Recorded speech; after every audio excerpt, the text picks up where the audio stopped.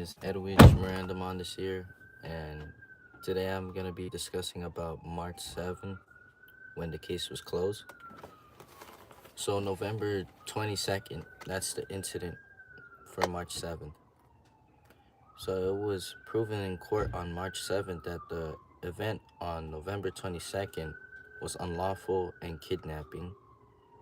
What they did was they dismissed my mother's case and proceed to go along with the same fraud. Just change the case number and put it onto my father's. So they're going based on the fraudulent event that happened that day with their body cams having no timestamp, no badge number, nothing of identification of them being an officer on duty. And my father had the copies of those fabricated CDs that they had of November 22nd. It was filed, these false declaration were filed by Joanne Roth. And I'm gonna put her name up here and the CDs as well. So as this was dismissed, they keep proceeding with their fraud. This is the number one stage that everybody needs to understand, that it was dismissed on March 7th and proven there was no duty. So what was the duty to charge my father if there was no duty? Supposedly, one of the charges were obstruction on a peace officer while on duty. You see how the case contradicts their supposed duty? On March 7th, it was proven that there was no duty, that it was an illegal stop, and they followed us from our home all the way from November 17th to November 22nd, about 5 to 6 days surveillancing our home with no warrant. Now that everybody understands that there's no duty, get this. Fast forward to June, right now. What's going on in June? Fast forward to June 18, 2020. Just to let you guys know, the case that was dismissed on March 7th, 2024 is still dismissed on my mother. On my mother's. Okay, I'm gonna explain it for you one more time. On March 7th, the case was closed of the event that happened on November 22nd. So it was proven on March 7th of 2024, the case that was brought up and started from November 22nd of 2023 was dismissed on March 7th. That's what I'm explaining. Now that we get that, fast forward to June 18th of 2025 or June 20th, around these dates. People were falsely impersonating to be marshals, came to my home, my auntie's home, when I wasn't present at the time. They didn't even go directly to her door. They went to the neighbor's door with a picture of me looking for me, stating if I stay here, where do I live, that they should give them a call when they see him. Mind you, the neighbor gave her testament, her little statement stating these men didn't look like marshals. They didn't even have a badge. They didn't have a FBI badge or a FBI marshal's badge, nothing of marshals. They were wearing khakis and green interior. So Moore Park, that sounds like Moore Park to me, and I'm here to talk to you guys because I know you guys still watch the YouTube from that last incident of you guys being on the YouTube live. I'm here to tell you, you're in the wrong jurisdiction to come over here, and if you come over here with any type of threat or violence where I don't feel safe, you will be liable for a lawsuit, and you guys will all be charged and go to jail. That's all I'm gonna state right here. They're impersonating to be marshals, coming over here like ninjas, looking for me around the same period of time when ICE were abducting immigrants or individuals in the streets of Los Angeles. While that was going on, they were coming down here in Los Angeles trying to get me and my mother so they could proceed with the court cases in Ventura County. Because the court cases in Ventura County, the proceedings are suspended, including me My mother and my father were, our cases are suspended. It doesn't make sense. So I'm letting them know, if you're impersonating to be Marshall, this is where you look like a fool. I went recently on July 18 of 2025 to the federal court, where I see marshals every day. I know how marshals dress. They always talk to me. When I walked in, they asked me, where am I going? I said, the clerk's office. Did they ask for any identification or arrest? Don't you think I've been going in and out of the federal courthouse for several months now? Don't you think they would flag the people, the marshals in the front, to arrest me on July 18 if I supposedly had to be taken into custody or something? Make this make sense, everybody, because it's not making sense. It's really not making sense. So they impersonated to be marshals, and I went into the federal courthouse on July 18, where I submitted a request for appealability for my father's case with more evidence, like exhibits, lots of exhibits, going to the higher court. I have that document, and I will be putting it up for you guys. True. Yeah, that's the thing. The warrant that they have in Ventura County, I've been stating, system, I'm gonna call you system. I've been stating this from the beginning about that. Where is the warrant with the discovery? So I could have it and actually turn myself into federal court. What are they stalling about?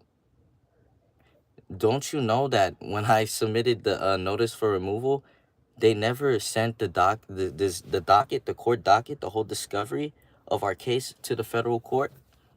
They're hiding something, everybody. And I'm gonna get to this. So they impersonated to be them. I filed whatever I had to file. I wasn't arrested. I go home.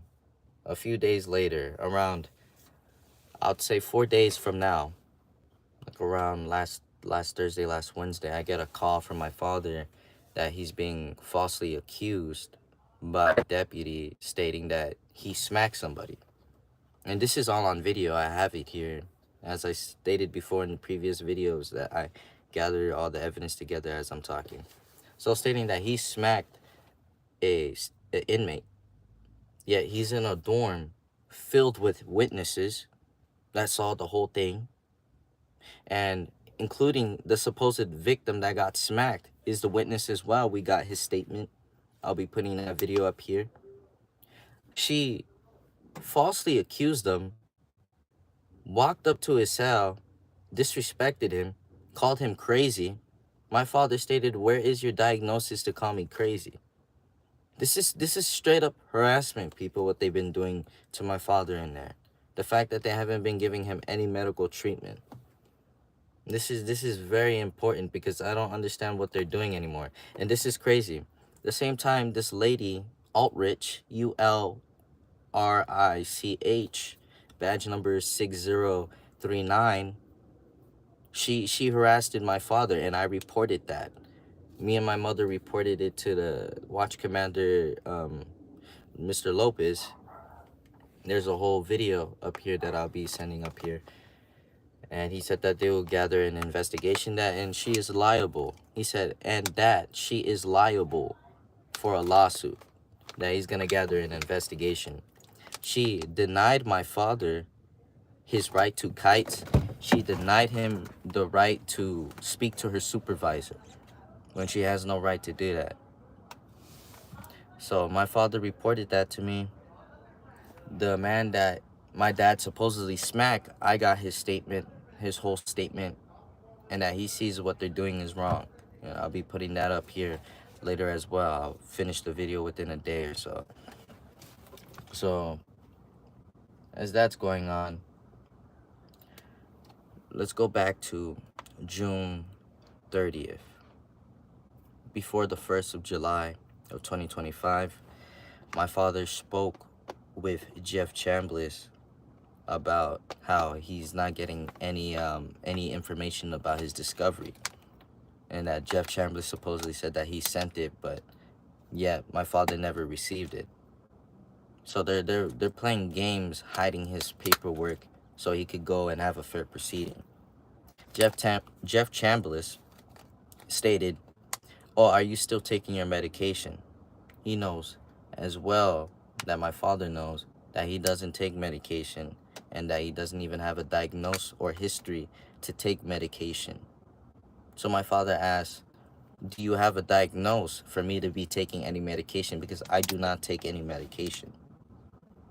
And he just kept stating that, Jeff Chambliss, like if he's being sarcastic, like, "Oh yeah, it's not good if you don't take your medication." Literally bullying my father, okay? And he's liable for a lawsuit. And I want you guys to know this. He's a lawyer. That's his profession. That's his career. He is not a medical nurse, a medical physician. He's no doctor. He's a lawyer. Therefore, he must stay in his expertise of being a lawyer and providely represent my father. But that's not what he's doing. And I'm going to explain why he's not doing that. So the name CDA, before you say his name, CDA Jeff Chambliss, CDA is a contracted defense attorney, a contracted district attorney. That's literally working with the DA. So he's assigned by the DA to fucking do fraud on my father's case. Any CDA that's assigned to me and my mother, me, are doing fraud. And they refuse to give us a public defender. Why? Why do they suppress us from submitting evidence? As you guys heard that, back to what I'm saying now. On July 2nd, a supposed psychiatrist submits a declaration. His name is Mike Rodriguez, something like that, pronounced Rodriguez, but instead of a D, there's a Q, U-E-Z, like Quez. Anyways, he submitted a declaration into the court. But if you're a psychiatrist, you must first evaluate or see the individual first and then submit a declaration. You can't just submit a declaration if you've never seen the individual. You can't evaluate an individual without seeing the individual and speaking to them verbally. So he filed that on July 2nd. My father didn't see him until what? What is it now? July 23rd now? I'm assuming. My father didn't see him until like July 22nd. No. July 21st or July 20th. Like about last week, last Friday. Or, the last Friday, like 3 days ago. This man talked to my father, Mike Rodriguez, and then he stated that he doesn't think my father is mentally incompetent. He doesn't think that the whole family is mentally incompetent, because that's what the court is going by. The court is stating that me, my mother, my father are all incompetent. Yeah. So we're all incompetent. And then we're hearing it from a psychiatrist stating that he doesn't think that we're incompetent. He spoke with my father. He knows that my father has no history. So he got my father's final report. And I don't know what they're going to do tomorrow. Tomorrow my father has court on the 24th of Thursday. The psychiatrist spoke with my father. He sees nothing wrong with him. And the court, right, the reason why they're holding him there is because they're going based off that flight. What's it called? He's a flight risk. Yeah, what's their evidence to prove that? Because court goes by paperwork and facts. So the fact that they have my dad's report from his history that he has none to his present moment, and you know what the psychiatrist said? That at your age, around 45, 44, you don't just randomly get any mental illness. That's not how it works. It just doesn't come out of nowhere when you don't have any history of it prior. Neither does your family or nobody else in your family have it. This is literal fraud. This is what deception looks like, people. This is what you see. Like, when you start learning about the way that the law works, you see how people could manipulate it and use evil towards people with it. These aren't no actual public officials. These are not government officials. These are evil entities. These are demons. literally, metaphorically. So as he spoke with my father recently, my dad's next court date's tomorrow. I don't know what they're gonna do. Jeff Chambliss, he's not properly representing my father. I submitted an email to Jeff Chambliss what I recently filed and how I want him off my father's case, as my father stated previously. He wants him off his case. And I told him in email that I would like a public defender to be there appointed for my father, because that is by law and his right by the court to give to him. I add attachments that he could use to provide for my father to release him. Think about this. It's been almost 11 months. Almost 11 months. It's 10 months now. I'm going to get to that. What did he do? I'm going to get to that. It's almost been 10 months. No, he never had no treatment, right? He didn't kill anybody. He didn't hit anybody. So why is he being held for 10 months based on a fabricated case? Why is he being held for 10, 11 months? And I'm gonna do a little parallel with this, as you guys hear about my father. What about the woman not too long ago, about a year ago, about the same time we got arrested, me and my family? She goes ahead, she's from Illinois or somewhere like that, Ohio, but she was in Thousand Oaks at the time with her boyfriend. And they were in the car, and then supposedly they were smoking weed. That's how the story goes. They were smoking weed, and that she lashed out and had a hypnosis and went trans-state and started stabbing her boyfriend. She stabbed her boyfriend 108 times. I'll be putting the video up here and the father's statement how he feels about that courthouse, Ventura County. And he's a Caucasian man. It shows that there's some type of corruption in that courthouse.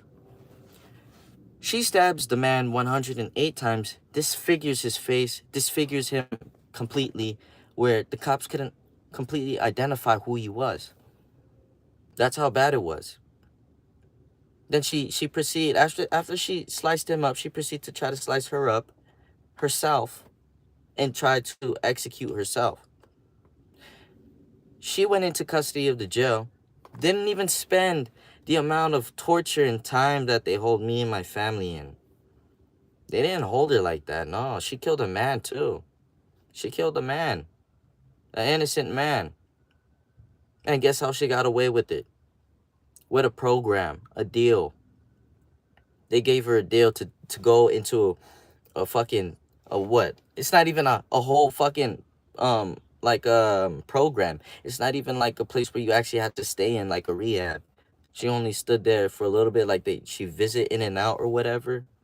I don't know exactly, but I could give you the link to the story as I put it up here, as I'm speaking about it, because I know about it. So as that happened, she was released within a few months, like 3 months, 2 months. Didn't spend no years. Didn't go to prison. She got away with killing that man and going back to her own state. Mind you this, when I was bailed out, the same company, the manager or man that I was speaking with, Michael, he told us the story that he met her, that she's a short lady. She looks kind of deranged, like she has issues, you could tell. And it's crazy that I heard this story in jail before I even heard it from that man, Michael, and from me now seeing the whole story of it.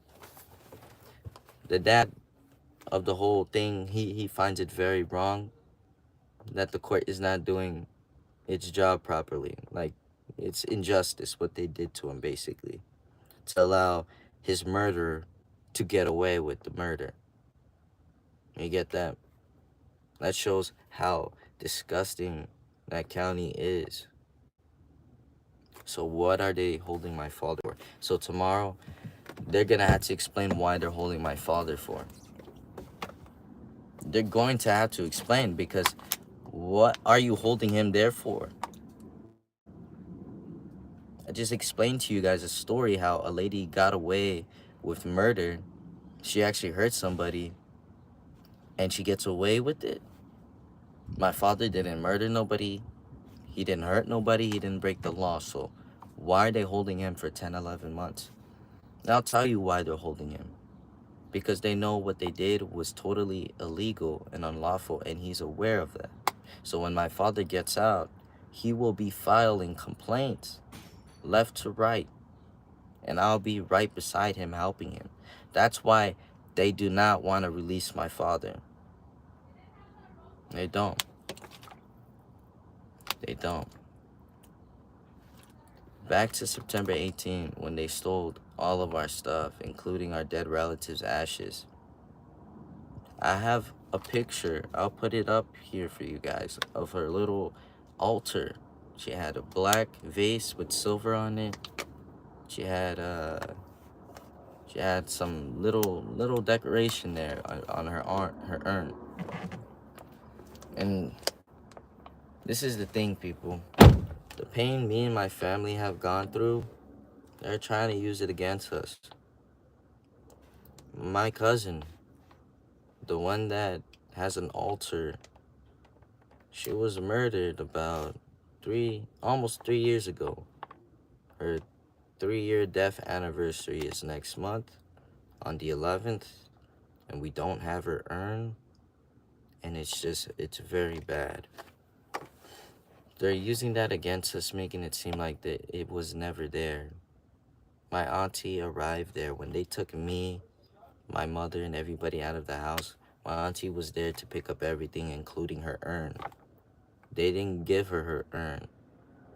And I'll be putting her video up here. You will hear my auntie's statement, what happened that day, specifically what happened on September 18th when they took us after, when she tried taking our stuff. They refused to give it to her. And right now they're making it seem like we never had a relative that recently passed. It was brutal. That's all I could say. It was so brutal to the point where she was murdered, and they recorded it and sent it to her two younger sisters. I don't think anybody understands that type of pain until they actually walk through it. That's why I'm not the one to judge.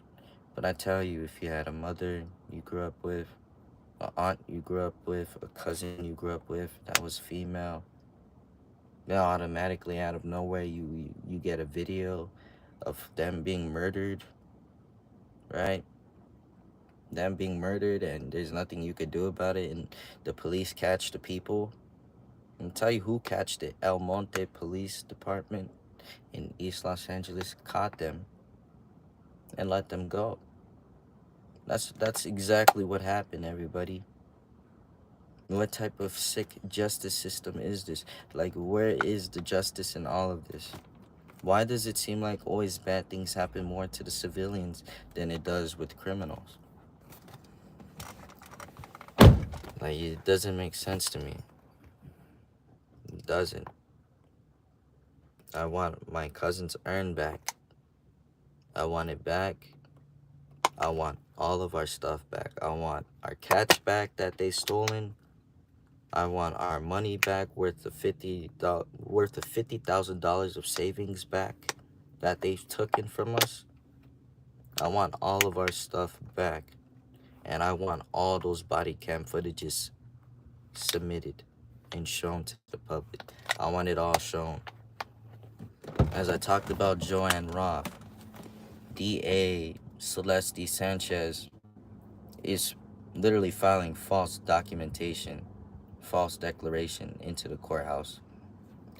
They're filing, as I stated before, the envelope, the orange envelope. I'm gonna be putting it up here with my father talking. My father's gonna state that this is what they're here for and how they're gonna take it, that they're here to take it, because that's the truth.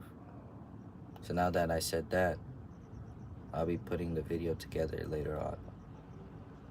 As he states that, at the ending of the video of September 18,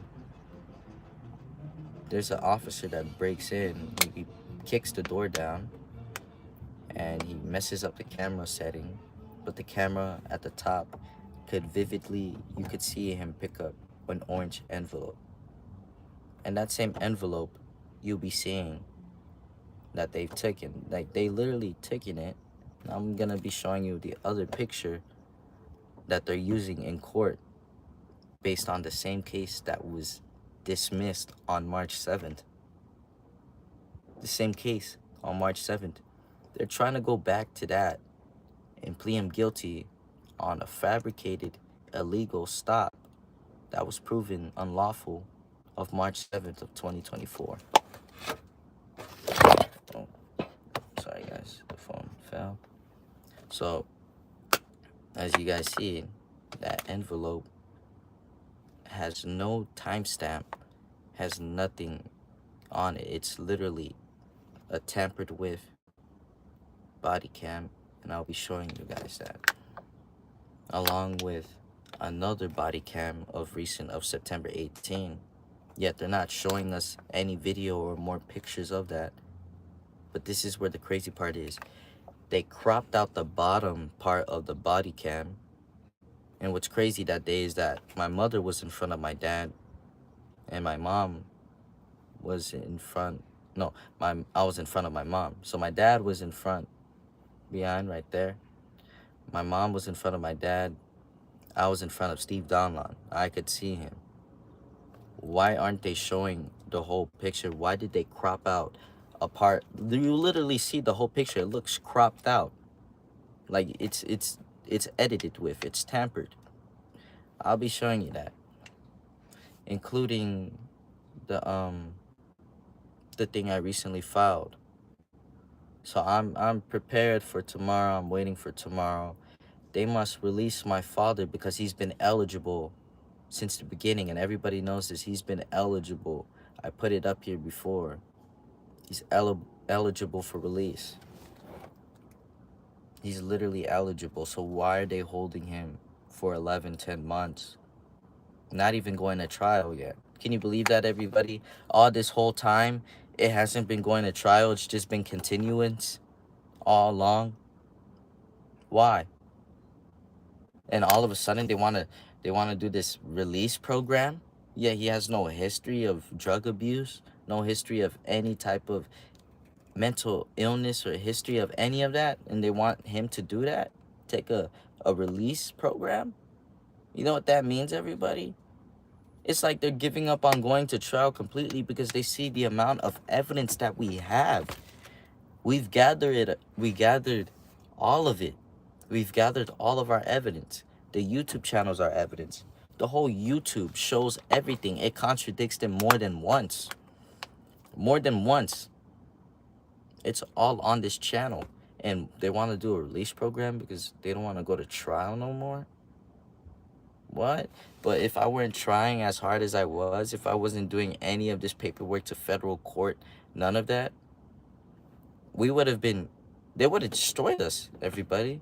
If they didn't have this YouTube channel, they would have destroyed us. This is the proof. This is the truth that I'm showing to everybody. So I pray and I have hope that they release my father tomorrow, because I'll keep documenting, and I'll keep exposing, and I'll keep exposing.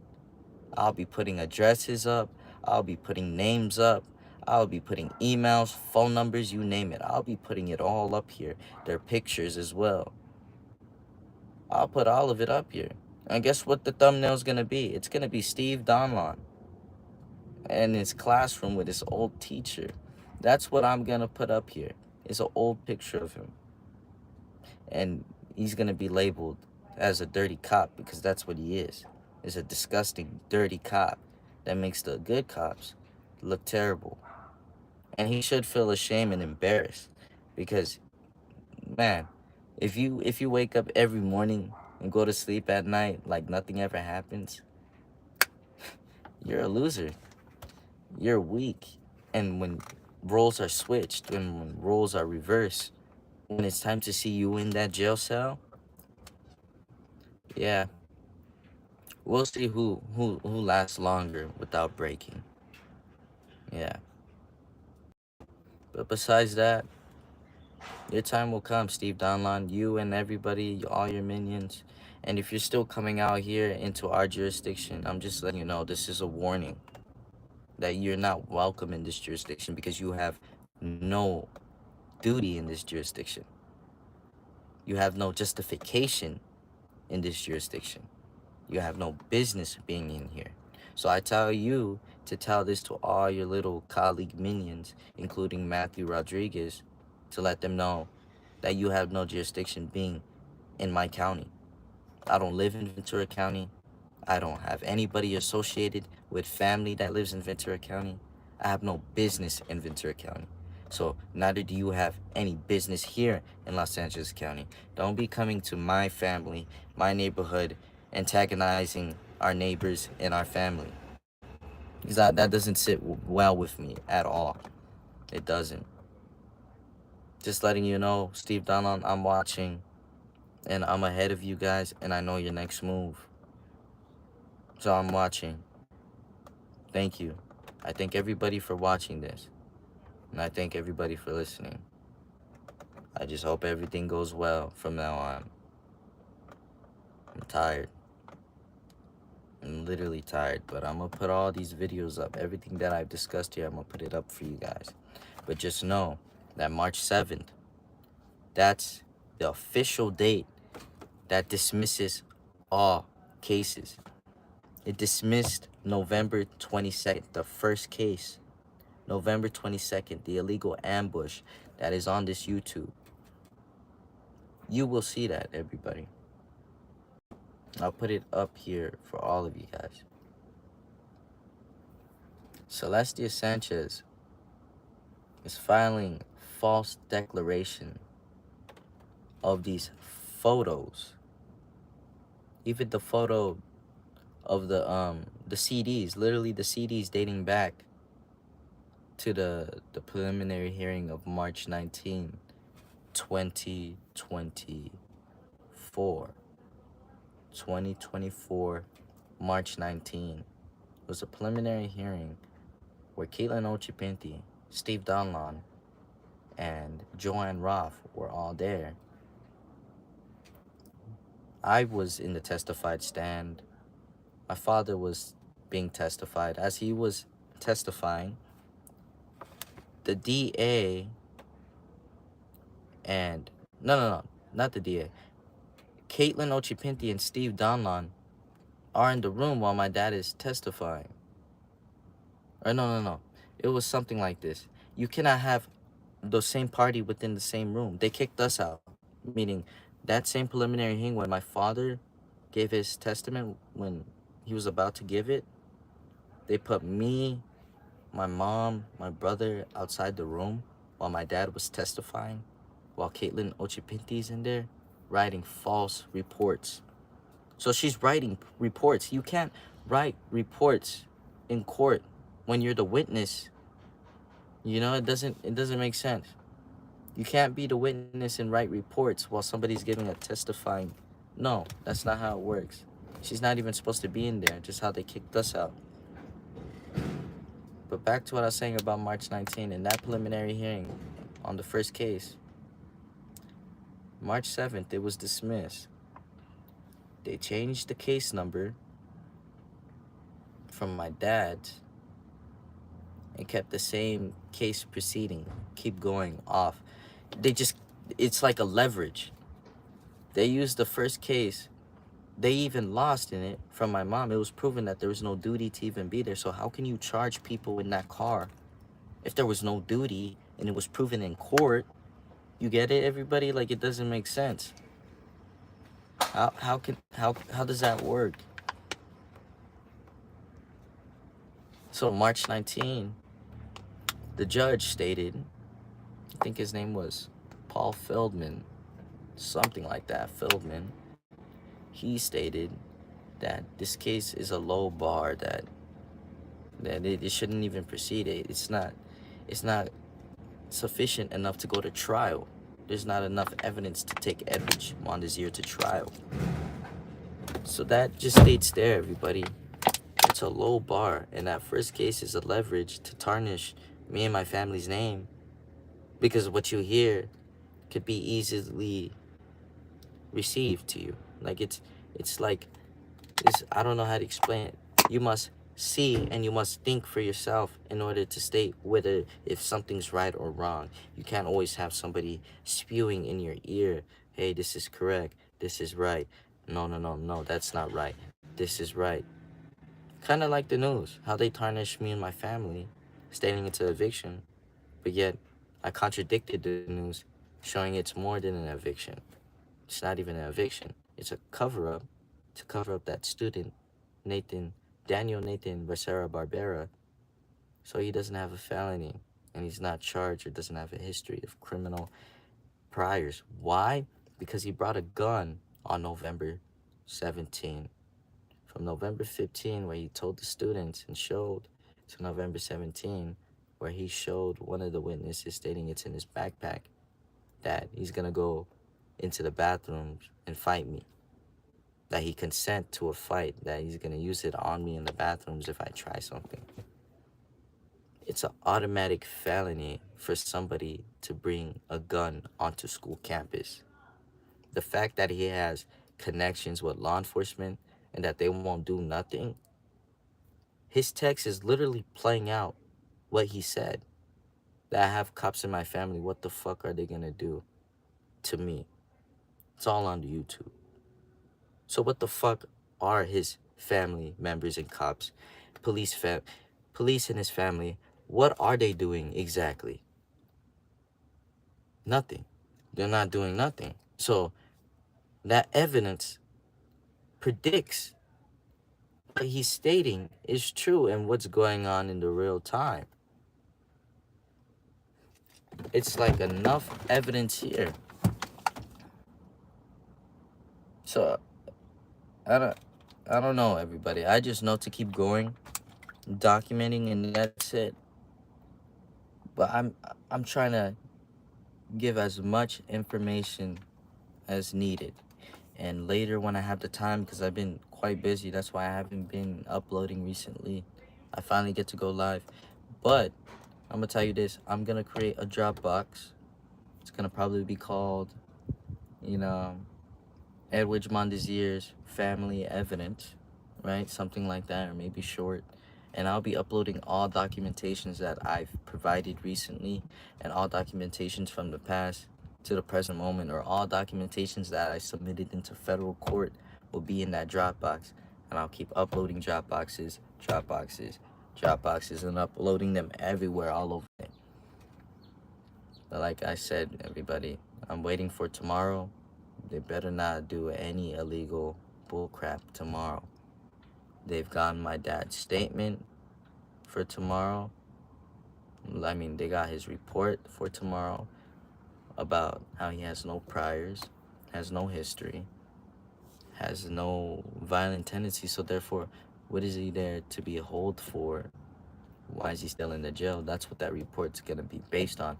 And they better not alter that report, because that's a legit report from my father, and they still haven't given any diagnosis from him. They don't have his diagnosis to prove anything. It's insane, everybody. The fact that there's a psychiatrist, I'm going back over on this because I feel like most people don't understand this, because it's hard to explain most of the time for me. There's a psychiatrist, a doctor. He speaks with my father. He sees that he's mentally sane, meaning he's healthy in the mind. And in the past, there was multiple psychiatrists that looked at the YouTube channel and state whatever that you're stating here actually happened and shows that it happened, then you must fight your case from the outside. You shouldn't be here. Literally, a psychiatrist said that my father shouldn't be here, that he should fight his case from the outside. Notice how it's never the same psychiatrist either. They always switch up different psychiatrists. Just how they switch up different DAs, so the fraud gets harder, so it's hard to identify the fraud. Not with me. I have a pretty good memory. So I'm gonna try to call Mike Rodriguez tomorrow or the following day after, because we spoke with his secretary, But it's crazy. Last Friday, like the Friday not too long ago, like 3, 4 days ago, we left a voice message stating that we want to speak with Mike Rodriguez so he could get more of our statements inside of the story, and let him know that I've literally emailed Jeff Chambliss. So we waited Monday. My mom tried calling and she didn't get a call again. Then she tried again. Then she gets a call back from the secretary stating that, what message do you want me to leave with Mike Rodriguez? And my mom is stating, I'll put it all right here, the whole recording video. Excuse me, because I don't remember exactly what my mom said, but I have a video. It'll be up here. So, yeah, after that, we're just waiting for a call back. We gave our number, just waiting. And yeah, tomorrow I'll try calling him again, and this time it will be recorded. And I'm sure he would know that it's recorded because I'm sure he's maybe watching the live as we speak, or maybe one of them will notify him about this video. But if not, well, you could always check the YouTube and see that I already discussed this matter. Yeah. So I just pray to God that everything goes well tomorrow, and may everybody have a blessed day. And always think of positivity and always rebuke negativity. That's my advice for today. Always pray for positivity, or always thrive for positivity, but rebuke negativity. Always think positive. God bless you, and may my Father come home tomorrow. Amen. Thank you, everybody. Have a blessed day.